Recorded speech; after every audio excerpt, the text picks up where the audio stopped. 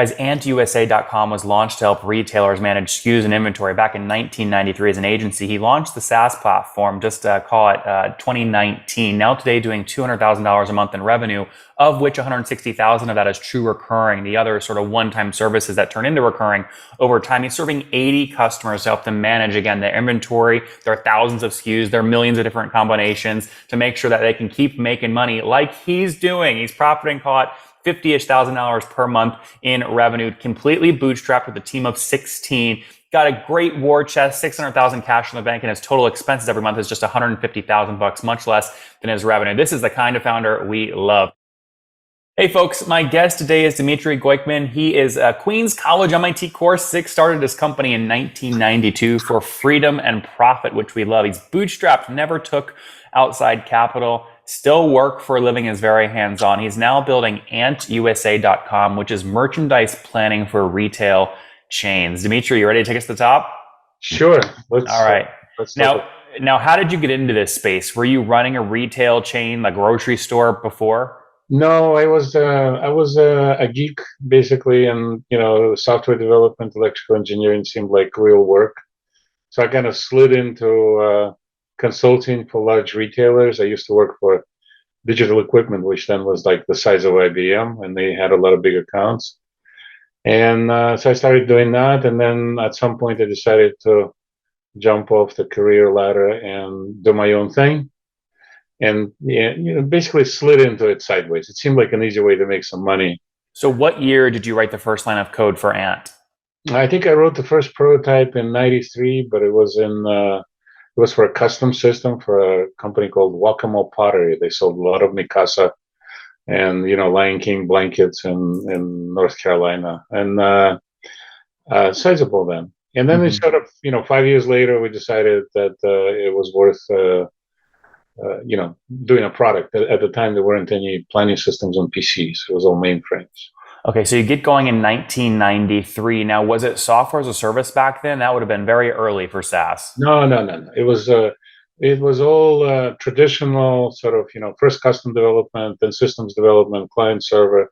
We became software as a service really over the last 3 or 4 years, because the clients wanted to go that way, and because I wanted to stabilize the cash flow on a subscription basis rather than on a project basis. Projects, starve or eat, right? SaaS has been much better for us, and I think that's definitely the way we're staying. Okay, so so that's helpful context. I guess before we dive deep into the backstory here, tell us an example of a customer that pays you today and what they're paying for. So we have basically retail chain customers. The better known ones might be like Puma or Zumiez, but there are lots of smaller ones. There are bigger ones that are privately held. What they pay us is to give them usually it's a large database with a lot of sophisticated sort of vertical KPIs. Retailers happen to plan their inventory better than any other industry that I know of, because if they don't buy, they go out of business. They don't have anything to sell. And there are literally billions of combinations of product stores over time. So we try to simplify all that. And over the years, we've developed some pretty effective business processes to help them with. And so, Dmitry, what does a company like Pumi, don't tell them specifically, but on average, what's a customer paying you per month or per year to use your technology? Not about Puma, but on the average, it's from 1,000 to 5,000 a month is what we charge. Okay, so would you say like maybe 3,000 a month is a fair average? Let's say $3,000 a month, and then we charge something like $30,000 to $50,000 to stand them up. Basically, data integration, services. Okay, that makes sense. So if I'm paying you $36,000 per year, so $3,000 a month plus then a 30K setup fee on top of that, how do you price that? Is it based off number of SKUs, number of inventory calls, API calls? How do you price? No, we price per seat, and it's usually a small number of very high value users. And the ROI on our product can be as high as 100x, not 100%. So how many seats am I probably paying for if I'm paying you 36 grand a year? You might buy a couple of seats, you might buy 10 seats, you might buy 20 seats, depending on the buyer and planner team that you're running. But it's a fairly small number of high value users, right? So a planner could be planning as much as $100 million worth of business and buying as much as 20, $30 million worth of inventory over the course of the year. And we help them optimize, in effect, planning and buying, which, is worth a lot of money. Oh, what's going on there, YouTube? Good to see you guys. Now imagine this. You love watching these interviews with SaaS founders, but imagine if we took all of the valuation data out from over 2,807 interviews I've done manually. Saves you a lot of time. Well, we've done this. We've built it into the beautiful interface inside of FounderPath. Check this out. I'll show you how you can access this in a second, but you log in, you connect your Stripe account, you see your valuation real time, you can see what it changed over the past 88 days, and even set goals for valuation this year. Now, the secret to valuation is there's many different ways to value a SaaS business. So the reason you're going to see 3 or 4 different valuations inside of your FounderPath dashboard, this is all free by the way, is because depending on who's doing the buying of your SaaS company, you're going to get a different valuation. A VC is going to pay a different valuation. Private equity firm is different. If you're going to do a minority sale, that's different. And if you sell the whole business, that's a different valuation. You can see all those when I hover over here. Right, so the teal is what a VC would pay, yellow is what private equity, and red is if you sold the whole thing outright. Now, what's cool about this is not built off random data. Again, you guys hear these interviews on YouTube. All these data are built from real-time valuation data points founders share with us on the show. So traction, 1.2 million, seed round, 3.7 raise, they sold 22% of their business. Go in here and filter by the event. Maybe you only want to see companies that have sold the whole business. Well, here are a bunch that have been acquired, the valuation and the multiple. Maybe you're going out right now and you're raising your seed round. Well, go in here and look at all this recent seed deals that went down, what they raised, what valuation they raised at, and what percent that they sold. There's never been a larger data set of SaaS valuations than what you can get now inside of FounderPath, and we're thrilled to bring it to you. All right, we're going to go back to the YouTube video here in a second, but if you want to check this tool out, if you want to jump in and sign up, you can check it out for free to get your valuation at this link, founderpath.com/products/valuations. Or if you go to founderpath.com and hover over products, click on get your valuation here and go ahead and sign up to give it a whirl. Again, all that valuation data live right inside the platform. I hope to see you there. All right, let's jump back into the interview. And it sounds like you went from services and consulting to more pure SaaS about 3-4 years ago in 2019, 2020 timeframe. Fast forward to today, how many customers do you have on your SaaS platform? I have about 80 customers on the, 80 enterprise customers. But we're picking up customers fairly quickly now. Those are 80 paying enterprise customers. Yeah. Oh, wow. Well, congratulations. I mean, if I'm doing my math right, 80 customers times 3,000 a month. What are you doing? $240,000 a month in revenue? Not everybody pays 3,000, right? And some of our customers are actually, we moved them to the SaaS model, but we still charge them, old style maintenance, which actually comes out to less. We never drop a customer. Okay, so, but then your average customer though isn't paying $3,000 a month like we just talked about. They're paying less. Average pure SaaS customers paying about that.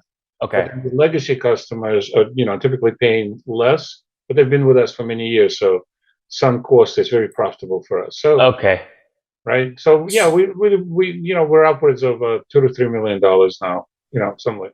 230. So you're doing 230,000 a month. Yeah, well, about 200 a month right now. 200. Well, congratulations. That's great. And give me a sense of how large was your services business before you launched SaaS in 2019? It was larger. I would say that probably 30-40% of our revenue was in these implementations and services. Now, given an opportunity, I would drive it to zero. Now, it's never going to go to zero, but it's maybe 10-15% now. I think probably 85% of our revenue is recurring services, recurring billing, and my goal is 80% is recurring. 85 now. I'd have to look it up. I haven't looked it up. But the $200,000 a month number you just gave me, that's pure recurring, right? No, that's everything. Oh, that's okay. So 80% of that is recurring, right? So 160,000, and there 40,000 is like one-time service stuff. Right, but what happens is they come back to us anyway. So even the one-time service stuff, when you get well organized, they come back to it. They need more training. You bill them by, for the sessions. They need enhancements. You bill them for that. So it's fairly predictable business flow. Yep. Even though it's not, even though it's not a quarterly invoice. And Dmitry, if you're at 200,000 a month today on average, where were you exactly 1 year ago, so we can calculate a growth rate? I was less than 2. So okay. Well, that's good. No, we're doing really well. I think we're about 20% above last year. Okay, so maybe you're doing about 160,000 a month about a year ago. 160, 180, depending on months. Yeah. Okay, and so how are you driving this growth? Tell me about how you get new customers. Well, there's a couple of things that are going on. I joined SaaS Academy, Dan Martell's SaaS Academy, right? And it's been basically learning all the stuff I didn't learn over the last 30 years. So that's been very helpful in terms of focusing the effort and the scale and looking for ideal customer profile. It's good, right? I'm gonna write up a big story on this interview. Do I have your permission to post that in the Facebook, the SaaS Academy group? Yeah, you should. I mean, they're great guys, and I gotta tell you that I've always worked. I kind of built this in isolation. There was nobody to ask. There was no podcasts like yours to watch. There was no SaaS Academy. I learned the words like invoice. When the customer ARPU. Yeah, the customer said, "Send me an invoice." I'm like, "What's an invoice?" Right? So the ability to be able to ask and to triangulate and to see what other people are doing and where I fall. I've always thought that everybody does things this way, right? But I've built this business. I was thinking about this, before our podcast. If you give me a couple of minutes, I kind of tell you a little bit, right? I built it for resilience to a large extent rather than for growth, right? And when you do this for years, you learn a few lessons. One is that everybody dies, and I don't mean personally. I mean every business dies. There was the year 2000 when nobody bought anything. There was the year 2008 when nobody bought anything. There was the pandemic where for a couple of months nobody paid any invoices. So you end up going through these existential crises, and unless you can survive a crisis, you're done. And so I kind of thought about it, and in retrospect, I built this company first of all for resilience, right? Because if you're funded by risk capital, it's somebody else's money at risk. You go on, you fail someplace else, or you succeed someplace else. I didn't want to fail. So I failed sequentially in the same place, but I got reborn. No, but you launched in 1993. Were you the sole founder? Do you own 100%? I had a co-owner, and I bought her out, about 15 years ago. Oh, well, tell me more about that. There's a lot of people listening with co-founders that, maybe things have changed. They want to buy them out, but they don't know how to do it. How'd you do it? I had a long, difficult negotiation, and then eventually just, we went for a business valuation, and they gave us a valuation, and then I paid. What was the valuation? It wasn't, I don't know. It wasn't a lot at the time. It was $1 million? Not even, I think. No, it's $500,000-600,000. It wasn't okay. The idea was like, if the founder isn't in it, what's the business worth? Very little. So you got a valuation. This was in 2005. You bought out your co-founder. You got a valuation for $600K. Then what?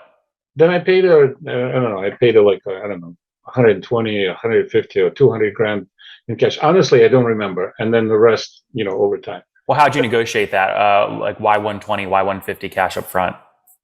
I don't remember. I can make it up, but I don't remember. Well, like, did she own a percent of the company, and then the percent of that against 600,000 valuation is how you got to the payout? Yeah, we were half and half.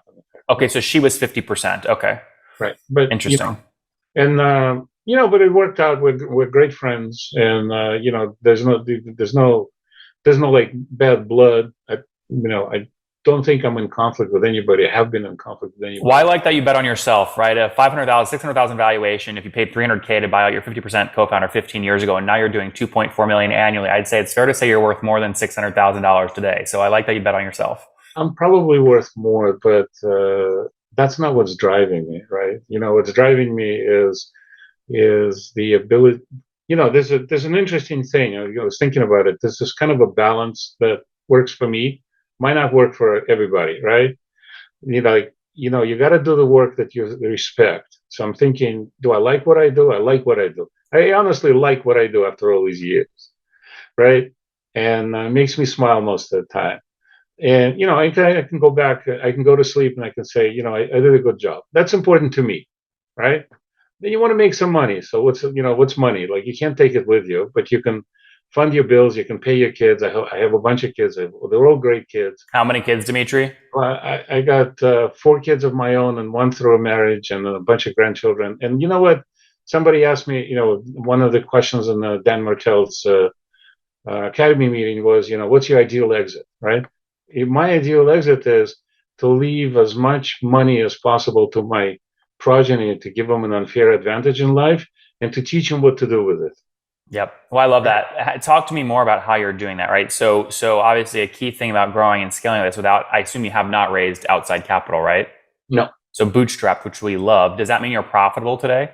I'm profitable. I've got probably about 6 months worth of run rate in cash, because I'm actually waiting for the sky to fall, to be honest. Well, what does that mean? So if you're profitable, you wouldn't be able to calculate 6 months of runway because you'd have infinite runway because you're profitable.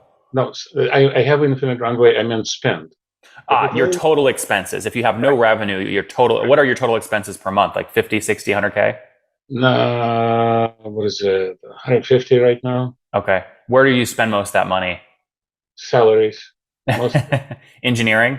Most of it is engineering. We're still built as an engineering company, although now that's changing. We're going to be bringing on more front end.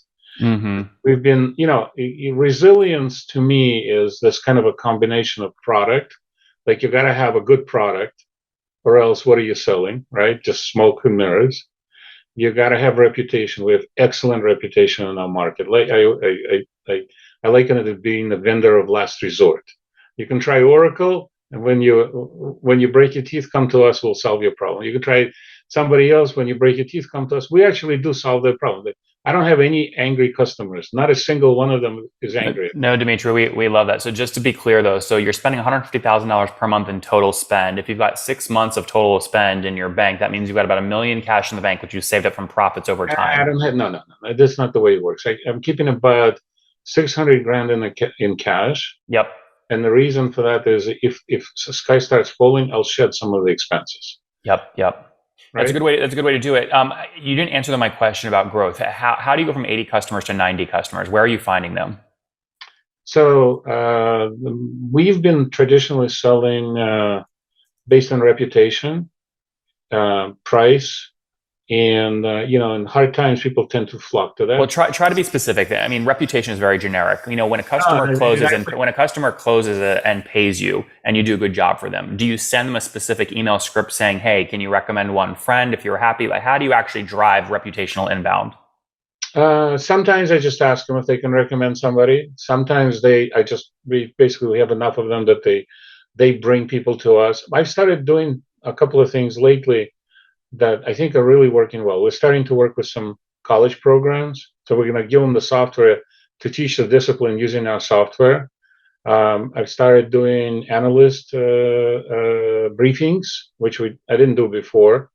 That seems to be driving, leads. I started posting sort of kind of interesting things on LinkedIn more, that all of a sudden, I post a couple of times with, in-depth, and I start getting inquiries from people that I've never heard from before. So I think for us, the driver is increasing mind share, if that makes sense, right? And my next challenge is to go exactly from reputational selling to more willful selling. I mean, and Dmitry, on that note, tell me about the team you have around you. How many full time? I've got 16 people full time. How many of the 16 are engineers? 6 are engineers and 7 are QA, and there's myself and a couple of customer success people. Any sales reps besides yourself? No. I love that, Dmitry. Well, hey, listen, we're out of time for today. Let's wrap up here with the famous 5. Number 1, what's your favorite business book? What's my favorite business? What is it? Eat the Big Fish, I think it's called. All right. Number 2, is there a CEO you're following or studying? No. Number 3, what's your favorite online tool for building Ant?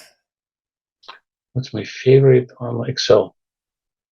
Excel? Excel. Okay. Number 4, how many hours of sleep do you get every night? 7.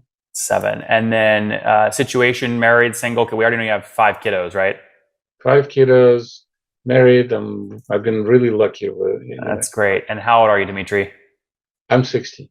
Last question. Something you wish you knew when you were 20 years old. How to do the same things I'm doing, but faster.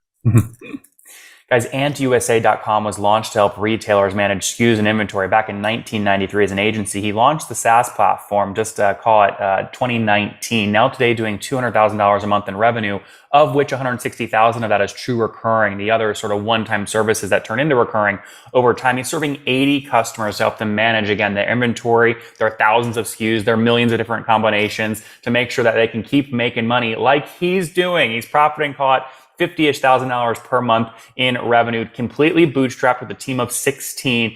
Got a great war chest, 600,000 cash in the bank, and his total expenses every month is just 150,000 bucks, much less than his revenue. This is the kind of founder we love. Dmitry, thanks for taking us to the top.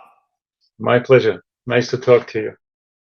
One more thing before you go. We have a brand new show every Thursday at 1 p.m. Central. It's called Shark Tank for SaaS. We call it Deal or Bust. One founder comes on, 3 hungry buyers, they try and do a deal live, and the founder shares back-end dashboards, their expenses, their revenue, ARPU, CAC, LTV, you name it, they share it. And the buyers try and make a deal live. It is fun to watch every Thursday, 1 p.m. Central. Additionally, remember, these recorded founder interviews go live. We release them here on YouTube every day at 2 p.m. Central. To make sure you don't miss any of that, make sure you click the subscribe button below here on YouTube, the big red button, and then click the little bell notification to make sure you get notifications when we do go live. I wouldn't want you to miss breaking news in the SaaS world, whether it's an acquisition, a big fundraise, a big sale, a big profitability statement, or something else. I don't want you to miss it. Additionally, if you want to take this conversation deeper and further, we have by far the largest private Slack community for B2B SaaS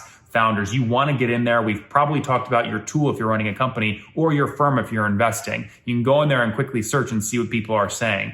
Sign up for that at nathanlatka.com/Slack. In the meantime, I'm hanging out with you here on YouTube. I'll be in the comments for the next 30 minutes. Feel free to let me know what you thought about this episode. And if you enjoyed it, click the thumbs up. We get a lot of haters that are mad at how aggressive I am on these shows, but I do it so that we can all learn. We have to counter those people. We got to push them away. Click the thumbs up below to counter them and know that I appreciate your guys' support. All right, I'll be in the comments. See ya.